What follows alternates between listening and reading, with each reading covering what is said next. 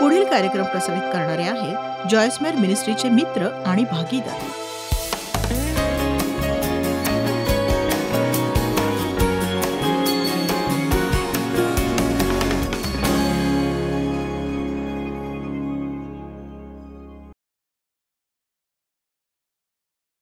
हे परमेश्वरा, मी प्रार्थना करते आम्हाला प्रकटीकरण दे, नुसती माहिती देऊ नकोस.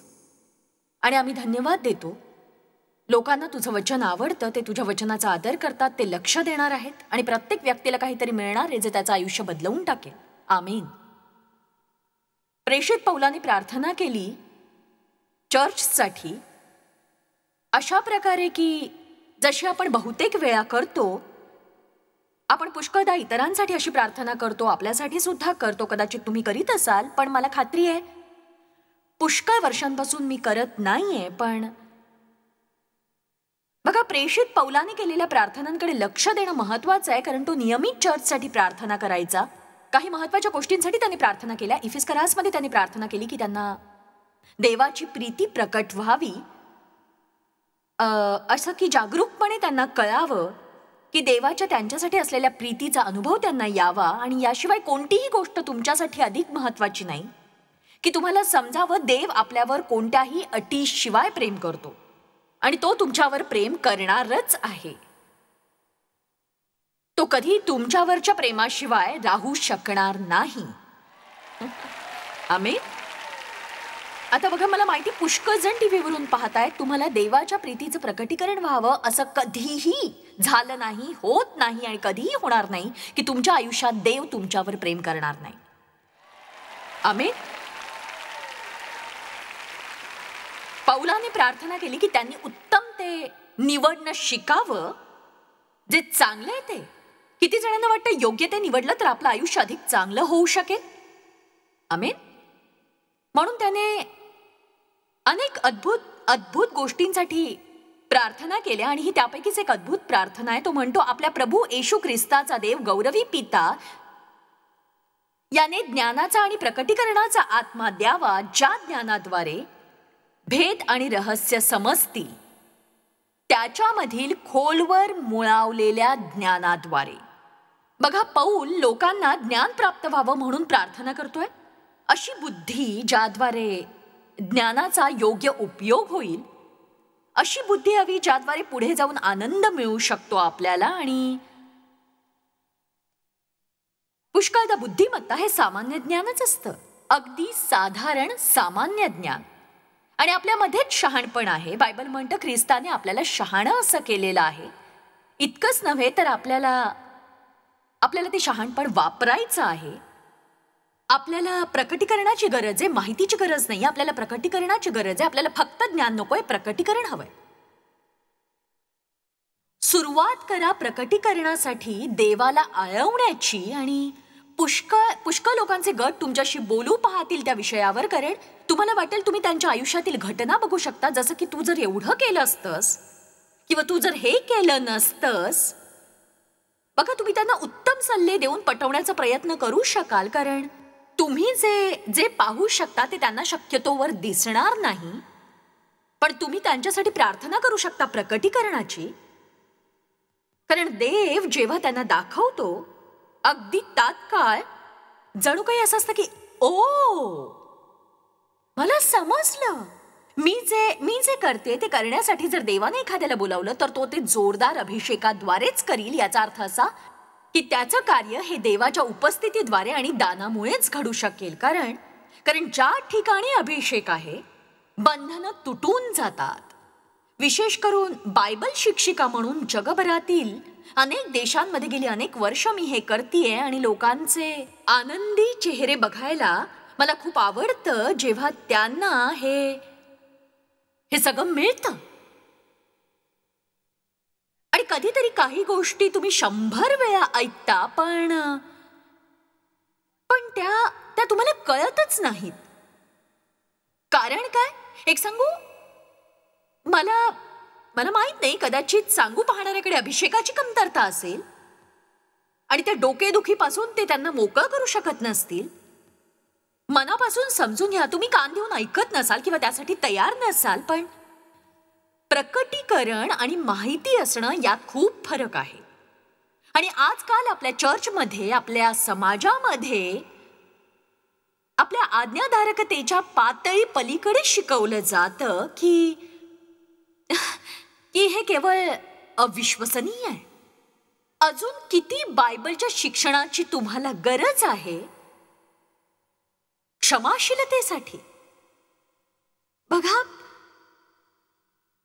वास्तविक कोणीही तुम्हाला राग आणण्यापूर्वीच तुम्ही त्यांना क्षमा करायला हवी, कारण झगडण्याचे धोके तुम्हाला ठाऊक आहेत. आणि अजून किती बायबलच्या शिकवण्या घेण्याची आवश्यकता आहे यापूर्वीच आपलं आयुष्य ईर्ष्येद्वारा नाश होऊ नये यासाठी, किंवा स्वतःशीच तुलना आणि स्पर्धा करण्यासाठी, किंवा त्या विषयासाठी अजून किती बायबलच्या शिकवण्या तुम्हाला हव्या आहेत. अजून किती अधिक उपदेशांची तुम्हाला गरज आहे तुमचा अंतिम निर्णय घेण्यापूर्वी की आयुष्यातील एक दिवसही मी अधिक वाया घालवणार नाही दोषीपणाच्या गर्तेत लोळण्यासाठी.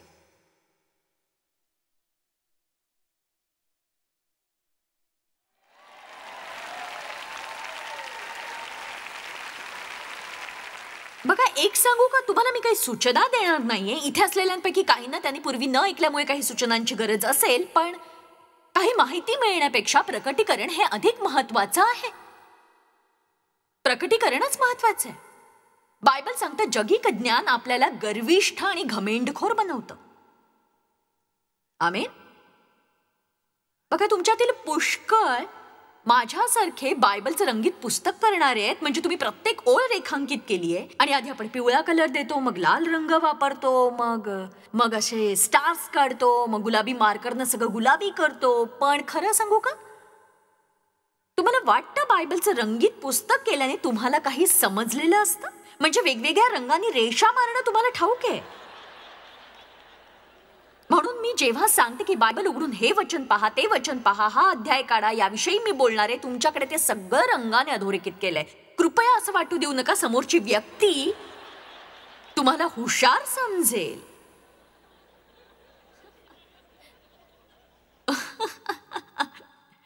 आता हे बघा, म्हणजे मी चर्चमध्ये बसले, मी माझं बायबल उघडलंय, ते सगळं रंगीत आहे. म्हणजे मी मनापासून सांगते, मला आठवतंय, ओ त्यांना वाटेल मी किती जाणकार आहे. छान. बघा, बऱ्याचदा माहितीचा फक्त मुलामा असतो आपल्याकडे. वास्तविक ते सगळं फसवं असतं, कारण आपल्याला वाटतं की आपण ते ऐकलंय आणि अधोरेखित केलंय म्हणजे आपल्याला ते समजलंय, पण आपल्याला काहीच कळलेलं नसतं जे आपण नियमित करीत नसतो ते.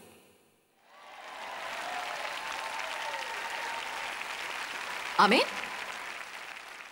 तेव्हा आज मी इथे माहिती देण्यासाठी आलेले नाहीये. बायबल सांगतं मार्कमध्ये अध्याय 4 मध्ये, सदाचार आणि ज्ञानाविषयी ज्या प्रमाणात तुम्ही सत्य ऐकलं असेल त्याच प्रमाणात तुमचे विचार आणि आचार. सदाचार ही शक्ती आहे जी तुमच्याकडे परत येते. आणि म्हणून जरी चर्चमध्ये पुढच्या बाकावर बसून कोणी तुम्हाला वचन चमच्याने भरवत असेल,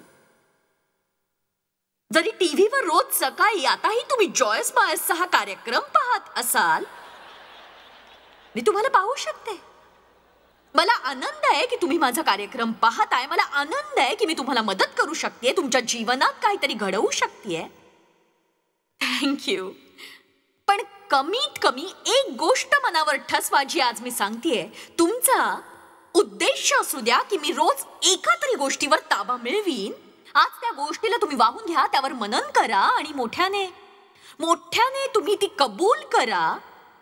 जॉयसने आज सकाळीच मला आठवण केली की मी ख्रिस्तामध्ये देवाची धार्मिकता आहे. मी ख्रिस्तामध्ये देवाची धार्मिकता आहे. मी देवाबरोबर योग्य आहे. देव माझ्यावर प्रीती करतो. मी ख्रिस्तामध्ये देवाची धार्मिकता आहे. अशा लोकांपैकी असू नका जे म्हणतात की आज सकाळी तू जॉयसचा कार्यक्रम पाहिलास का? काय म्हणाली ती? मला नाही वाटत तो चांगला होता. मलाही समजलं की चर्च संपल्यानंतर थोड्याच वेळामध्ये दुपारच्या जेवणापर्यंत सुद्धा तुम्ही कुणाला सांगू शकत नाही की पाळक कशाविषयी बोलले. आणि मग तुम्ही म्हणता की हे असं का झालं, मी तर रोज चर्चला जाते.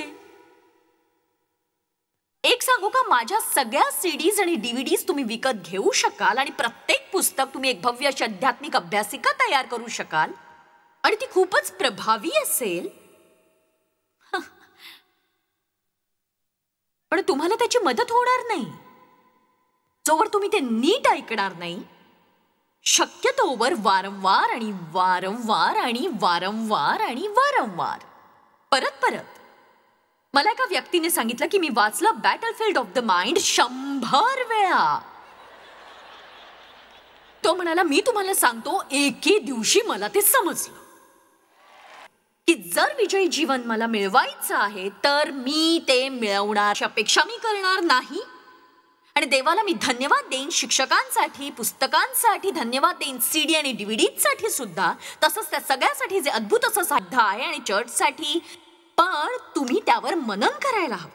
म्हणजेच हे सगळे विषय अधिक अधिक वेळा मनात घोळवायला हवेत. हे सगळं तुमच्यासाठी प्रत्यक्षात येण्यासाठी. बघा, पौल असं नाही म्हणाला मी तुमच्यासाठी प्रार्थना करतो देवाला ओळखावं म्हणून. तो म्हणतो मला हवंय तुम्ही देवाला ओळखावं. मला हवंय तुम्ही देवाला ओळखावं. एक काळ असा होता जेव्हा योब म्हणाला एकदा कधीतरी की मला देव माहितीये, पण आता तो म्हणतो माझ्या डोळ्यांनी मी तुला पाहिलंय आणि मी तुला ओळखतो. माहित असणं आणि ओळखणं यामध्ये खूप फरक आहे. नंतर पौल पुढे जाऊन असं म्हणतोय की वचन 18, त्यामुळे तुमचे अंतःचक्षु प्रकाशित होऊन त्याच्या पाचारणामुळे निर्माण होणारी आशा कोणती हे तुम्हाला समजावे आणि कळावे की ती आशा जिच्यासाठी तुम्हाला बोलावलंय. अरे बाप रे, आशा ही आपल्या आयुष्यात सवय असायला हवी. आपण आशेचे गुलाम व्हायला हवं. इथून पुढे ही अशी नकारात्मकता नको. एक सांगू का, तुम्ही नुसतं दुःखी, उदास, खिन्न, तिरस्करणीय, करुणास्पद असणं हे बरं नाहीये. खरं तर तुम्ही देवाचं मूल आहात, देवाचं निवासस्थान आहात, पवित्र आत्म्याने पूर्ण भरलेले. तुमच्यासाठी देवाच्या वचनांमध्ये पुष्कळ अभिवचनं दिली आहेत. तुम्हाला स्वतःला या बाबतीत सावरणं कठीण होईल हो. पौल म्हणतो मला वाटतं तुम्हाला समजावं आणि कळावं तुमच्या पाचारणाची आशा आणि वारसा हक्क काय आहे.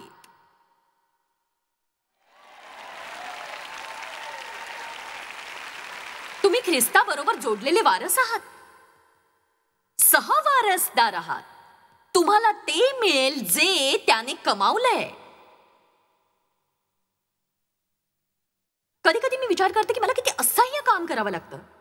माझ्या मुलांना काय मिळणार आहे, आणि माझं असं होतं की नाही, मी चेष्टा करतेय.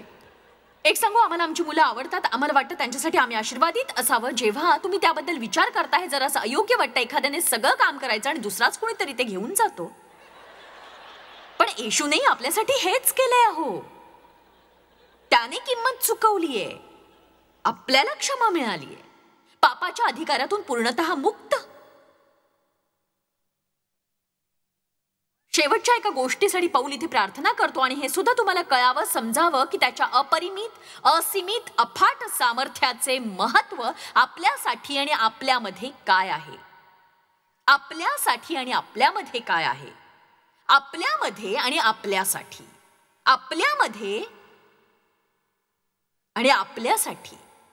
तुम्हाला असं म्हणायचं का की मी अपरिमित आणि असीमित, देव सामर्थ्यशाली आहे, पण मी हे बरोबर वाचते का? म्हणजे ते म्हणते का की शक्ती आपल्यातच आहे, आपल्यात आहे, आपल्यासाठी आहे, आपल्याद्वारे आहे, आपल्याकडे आहे.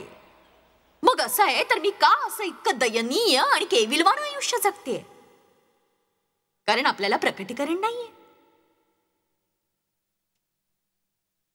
तुम्हाला प्रकटीकरण व्हायला हवं. प्रकटीकरण माहितीपेक्षा पूर्णतः वेगळं आहे. जेव्हा तुम्हाला प्रकट होतं, हे असं कार्य असतं जे तुमच्याकडून कोणत्याही परिस्थितीत काढून घेतलं जात नाही. हे समजलंय का तुम्हाला? असं बघा, परिस्थितीमुळे देवाचं वचन आपल्यापासून दूर होऊ शकतं. जर माझी परिस्थिती वचनानुसार मेळ खात नसेल तर मी विचार करते कुठेतरी काहीतरी चुकतंय आणि मी चुकीचं वाचलंय, हे माझ्यासाठी नाहीये, हे माझ्यासाठी घडणार नाहीये. पण जेव्हा तुम्हाला कळतं, तुम्ही जाणता, तुम्हाला कळतं, तुम्ही जाणता की सगळं काम ठीकठाक पार पाडल्यावर तो म्हणतो मला माहितीये माझा सोडवणारा जिवंत आहे, मला ठाऊक आहे तो मला उंचावणार आहे त्या शेवटच्या दिवशी. मला माहितीये. आणि पौल म्हणतो मला हवंय तुम्हालाही माहीत असावं, आणि हे मला तुमच्यासाठी हवंय, आणि ते सगळे मौल्यवान लोक जे टीव्हीवरून पाहतायत मला हवंय तुम्हाला ते माहीत असावं. मला हवंय की भारतीयांना ते माहीत असावं, आफ्रिकेतल्या लोकांना माहीत असावं, आशियातल्या लोकांना माहीत असावं, अजून कुठल्याही देशातल्या लोकांना माहीत असावं जिथे जिथे हा कार्यक्रम प्रसारित होतो तुमच्या स्वतःच्या भाषेमध्ये.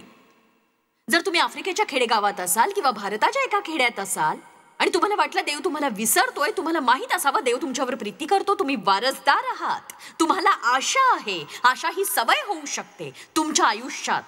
देव खरा आहे, तुम्ही त्याला ओळखू शकता अगदी वैयक्तिकरित्या. प्रकटीकरणाद्वारे आपल्याला प्रकट होऊ शकतं. किती जणांना वाटतं देवाने प्रकट व्हावं? सांगा मला. आमेन. ठीक आहे.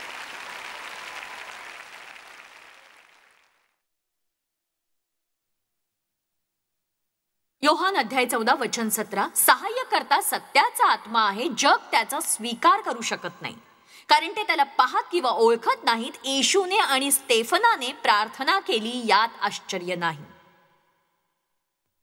येशूने आणि स्तेफनाने प्रार्थना केली यात आश्चर्य नाही की पित्या त्यांना क्षमा कर, त्यांना ठाऊक नाही ते काय करत आहेत. एखाद्याच्या मागे वेडे होऊ नका कधी जर तो तुम्हाला समजत नसेल, विश्वासू नसेल, कारण त्यांच्यासाठी तुम्ही विलक्षण असे आहात, त्यांच्यासाठी तुम्ही जणू काही अगदी वेगळ्याच परग्रहावरचे आहात. आणि खरं तर सत्य हे आहे की तुम्ही आहात. म्हणजे सरते शेवटी बायबल सांगता आपण फक्त प्रवासी आहोत.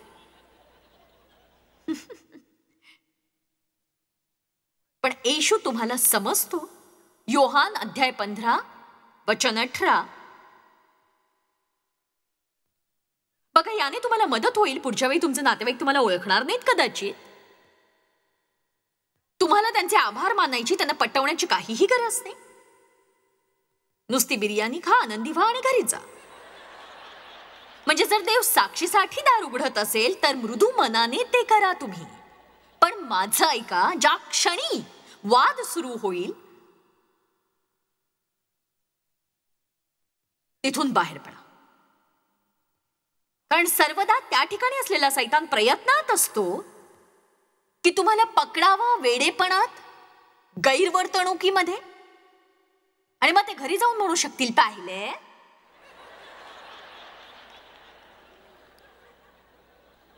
जर जग तुमचा द्वेष करतं, लक्षात असू द्या ते तुमच्या आधी माझा द्वेष करतात.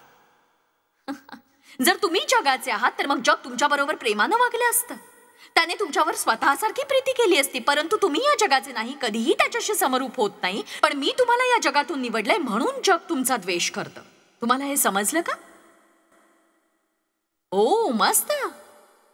हे सगळं प्रत्येकाला मान्य दिसतंय. म्हणजे मग लक्षात ठेवा, मी तुम्हाला सांगतो दास धन्यापेक्षा थोर नाही. जर त्यांनी माझा छळ केला, येशू म्हणतो, तर ते तुमचाही छळ करतील.